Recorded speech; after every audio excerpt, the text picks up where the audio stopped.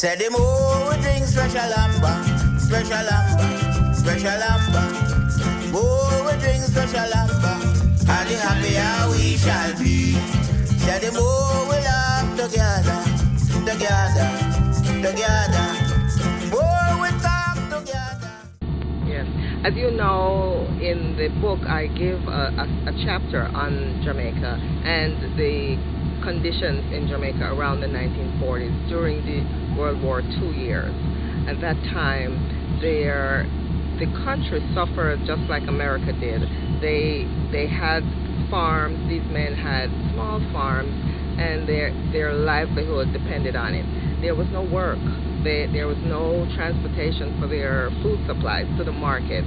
They were just desperate for money to live, and so when the opportunity came for them to come to the United States to help to work on the tobacco farms, these men willingly came. So there was a recruitment process that occurred at that time, and it was, Jamaica has supplied a number of men on their various recruitment programs. As you know, the Panama Canal was one of the programs that the Jamaicans participated in. Yes, I went to Panama in 1940. Panama Canal worked for the United States government in Panama Canal for 4 years.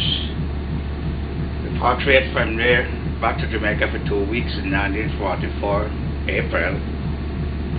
And we have performed so many good things over there that the government requests back to the United States. So we came in 1944 under the War Food Administration.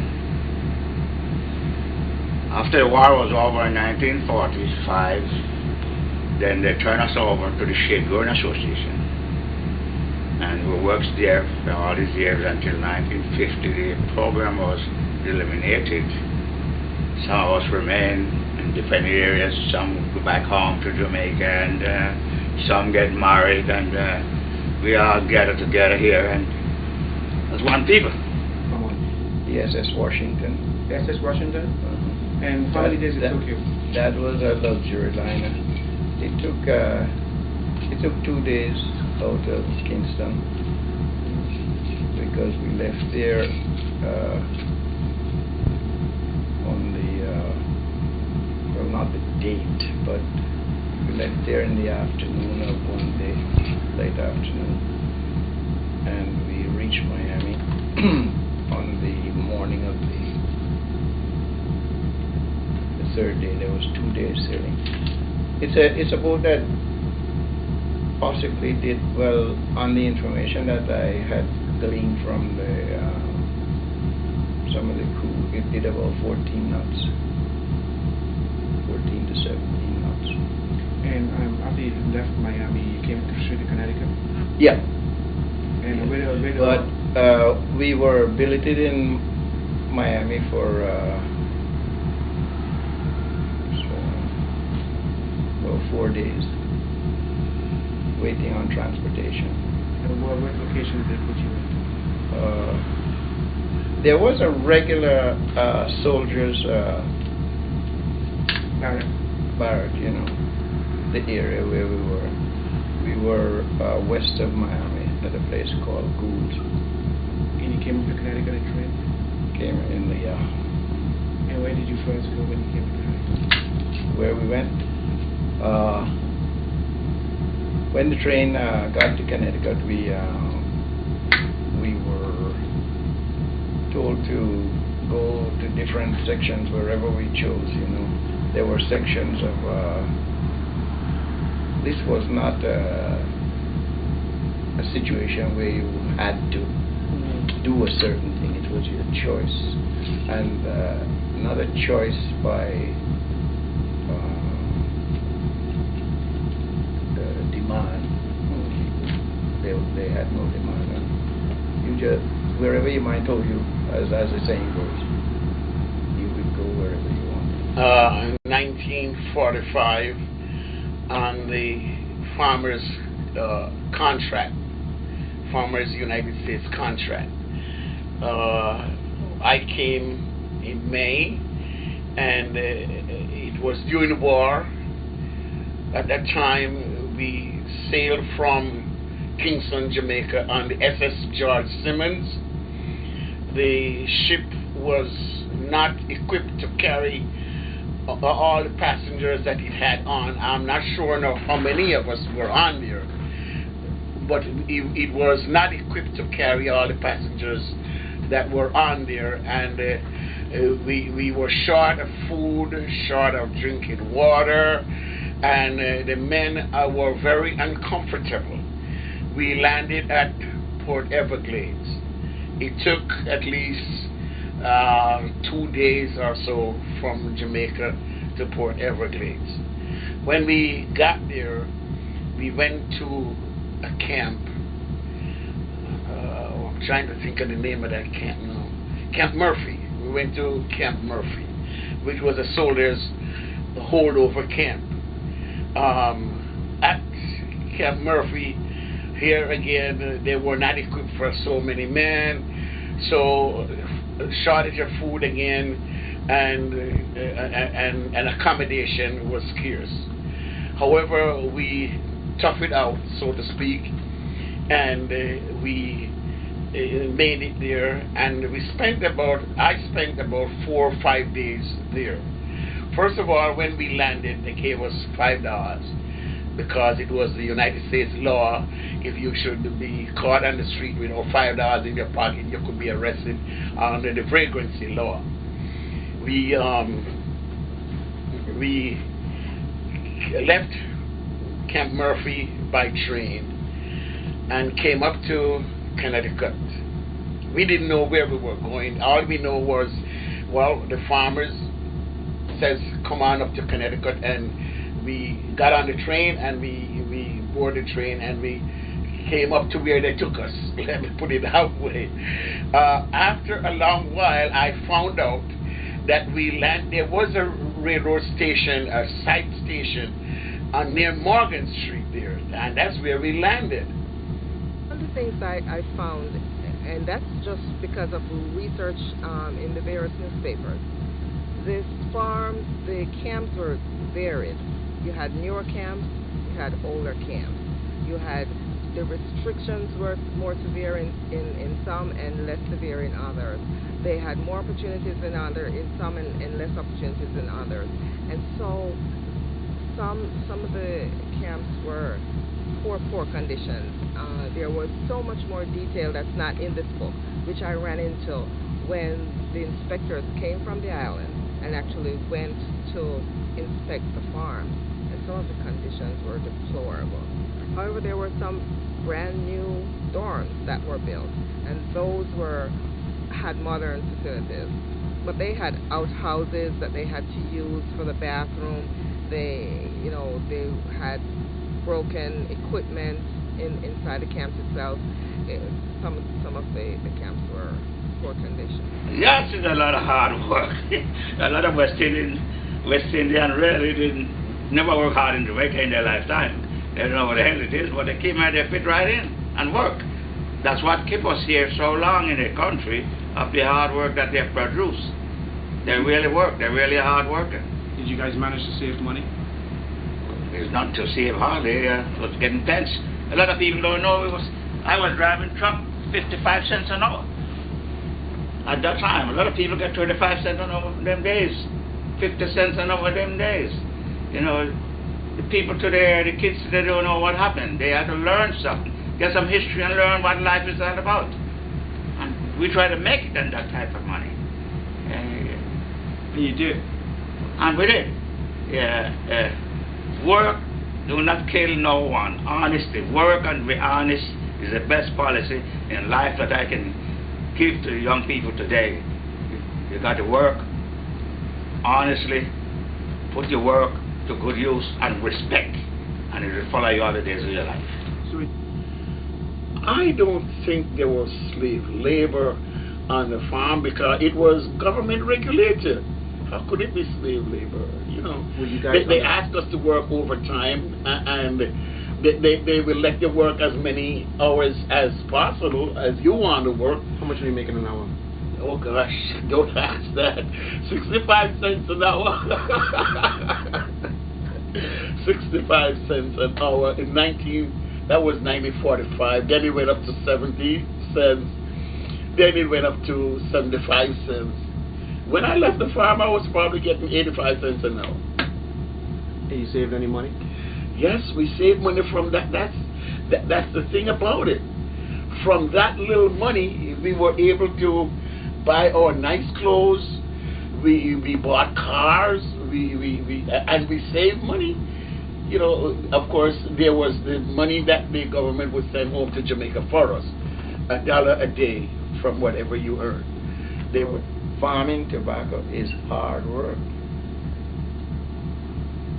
How many days a week? Sometimes we work 7 days a week. And the money was not big. When I came here, the hourly wage for the migrant worker in this area was 50 cents. 50 cents an hour.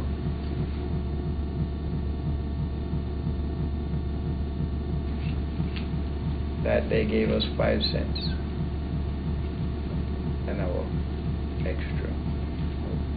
My employer was a German American, but I don't know how long he has been here because, you know, just by his name and what conversations I had with him, I learned that much. He treated you well, you guys well? Oh yes, we were treated well. And people tend to talk now about the tension between the West Indians and the Americans. However, in those days, the Americans really opened the doors for these men. They invited them home to Sunday dinners. They would take them to transportation. The women were extremely receptive to them. Because there was no West Indian women here? There were no West Indian women here, and even the married women, the women who were married, invited them into their homes and would take groups of them to their homes. And, you know, the men said that the Americans here, they really opened their arms to them and you know, assisted in whichever way they could. Yeah. Places operated by Black Americans that we patronized also, and we had a tremendous rapport with the Black Americans because we established friendships with them and we worked alongside them, both male and female, in the different areas of employment. The people who really accepted us and gave us a warm and nice time were the Black Americans, the Southern Americans, who came up from the South to work at tobacco also. Oh, they invited us down to their houses in Hartford and gave us Sunday dinners. I remember that. Oh yeah, and they really treated us nice. And of course, they are the ones that caused me to stay here for more than a year or more than the 6 months that we were contracted for. We treat the Black Americans treat us right. We are the people that we was close together. We make ourselves known who we are, and respect us, and we get along together beautiful. They didn't show us any discrimination from the Black American at all. We get along beautiful, like one people after they get to know who we are. Right in Florida, most of the southern states, that's where they experienced most of the difficult times. But I don't think they were prepared for it. They dealt with the conditions as best as they could. They didn't focus on it. If they wanted socialization, they felt that they were entitled to socialization. So when they went out in a bus to go, for example, in the book, one of the men talked about going to the bar and wanting to have drinks, and the bartender, after the men left, would break all the glasses because they didn't want to have to wash those glasses. However, when the men found out what was happening, they decided to go to the bars in groups. And so after a while, when the bartender realized that they were breaking so many glasses, they decided that it didn't make sense. And that's one of the ways that they helped to sort of break down the barriers. They did it in not a violent way. They were able to, Just demanded their rights. Right. They used a sense of community actually to get into the community. That's pretty much how they dealt with racism at that time.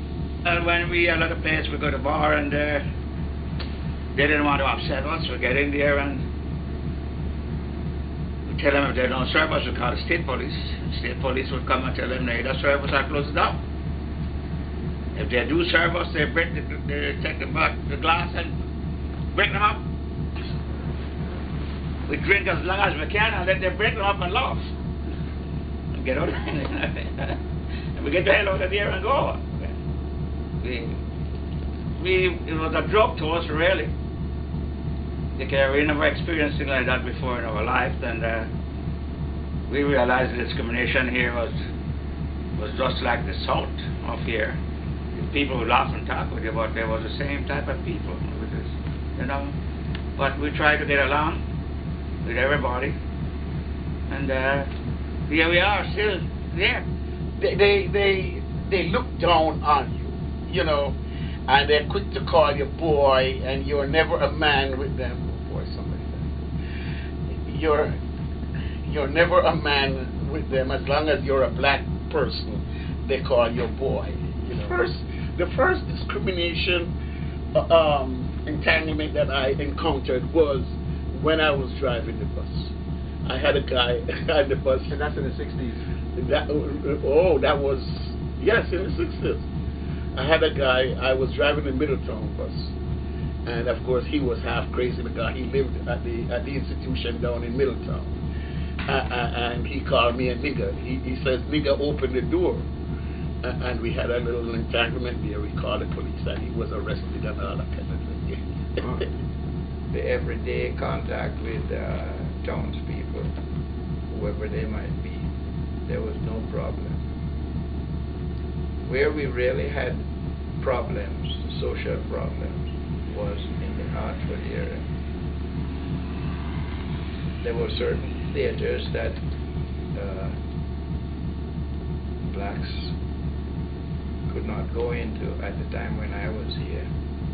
There were certain restaurants that blacks were not accommodated in at the time when I came here.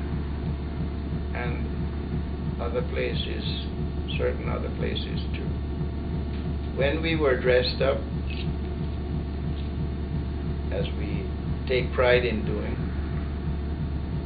we would go into the city and try to patronize a restaurant or bar, and there were several that we were refused service. And after a while, we decided that we would have to come to some understanding, not realizing that it was the same Jim Crow situation that obtained in Florida, which we had some experience of it in Florida when we landed. Oh, America has been real good to these men. These men, after they left the farm, they have set themselves up in this community. Some of them returned to the island. Those that remained here, they have become rightful citizens. They have set up their families. They have started businesses in the areas. They have started the West Indian Social Club, and since then they have started several other social organizations, the lodges, the churches. There are several churches, and now we have a West Indian school. We have just a proliferation of activities going on in this area. It's just been a vibrant culture, and I think America has been real good to the West Indians that have come here.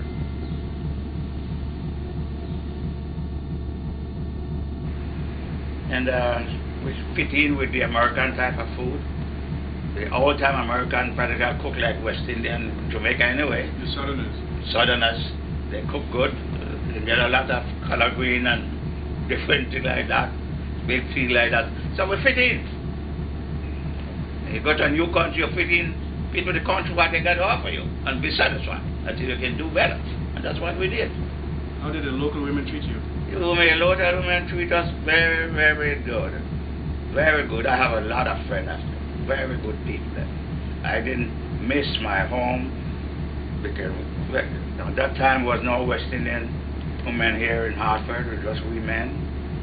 And it was in the late 50s, I think one West Indian couple came into Hartford. She was a nurse and worked at Bacook Hospital. And a little after another, one couple came.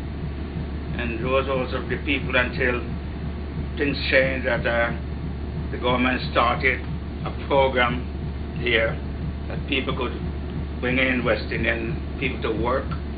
And those are where migrate a lot of West Indian women in Hartford, as far as I know, Connecticut, as far as I know. Here, but it was all American people women we have to deal with. There was no West Indian women here. And we get along fine. So you guys, for social life, what did you guys do for social life? Got a lot of dance and go to the different clubs. Elf Club, we used to do steco scene. We don't have drinks. It's pay 50 cents a shot for drinks. In them days, you know, I met a lot of friends through there, and we get on fine. We get on fine. So it's been a good life. It's been a big good life. A lot of people, I don't think a lot of people in the South, I understand some of my brothers in the South go through a lot of hell cutting cane and discrimination down there, and they perform down there and change the system. They use the same tactics that we use up here and change the system. Until now, we don't know the difference. Most of them don't know the difference. All right. Thank you, Mr. Barnett. You're welcome. At any time you need to get some more, you're free and willing. You're free and willing to give it up. And life is very good to me so far in this country. And America has been good. Yeah, very good to me. I appreciate everything that's happened to me, one way or the other. Thank God I got a lot of my families here. They are doing fine. I think the opportunity that was given to me was great. I really took advantage of it, and I am glad of what I did, and I made a living from it, and it was great. This is a great country, a very, very beautiful country for anyone who wants to make a living. So America's been good to you? America has been beautiful to me, honest. Very, very, very good.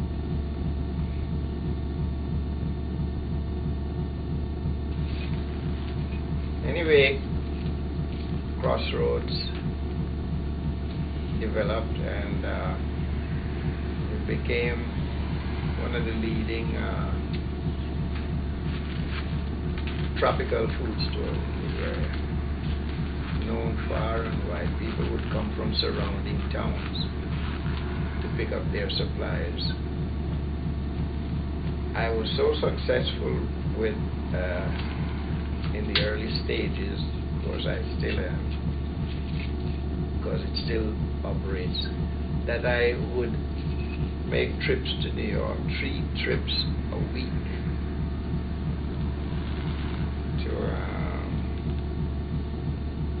to procure tropical foods.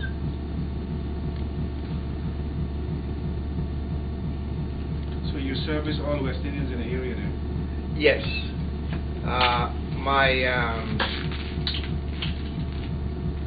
My clientele was and still is a high percentage of Caribbean people. I don't know whether we use it for the